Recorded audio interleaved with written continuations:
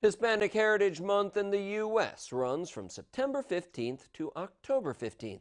According to the U.S. Census, Broome County has a relatively small Hispanic population, fewer than 7,000 people.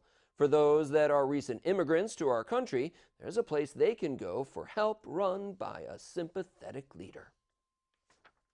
In America. And with that said, I just wanted to say congratulations. Mayra Garcia is welcoming new citizens to the U.S. As the executive director of the American Civic Association, she organizes naturalization ceremonies at the Broome County Courthouse. I am American citizen, but I have to remember my heritage is Dominican Republic, and I always carry that with me. Garcia came to the U.S. at age 12, living in the Bronx. The fourth of 11 children, her father worked hard to support the family. She says her experience was not uncommon.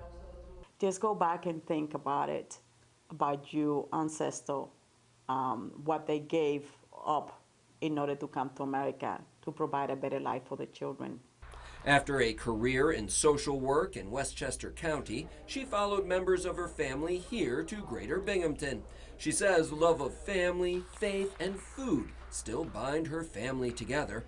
Today, she lives not far from her father and mother. It's a blessing when she can pick up the phone and say, hey, I made sancocho, come over here. And I can't say no to her. I say, okay, Mom, I'm on my way. I'll be there soon. Garcia began her career at the ACA as a volunteer shortly after the horrific massacre in 2009. That turned into a part-time job as an immigration case consultant and later the full-time assistant to the director. In June 2015, she took the reins. I took the job more as a mission than a regular job. And I wanted the doors of American Civic Association to stay open to fulfill the needs of the immigrants and refugees in our community.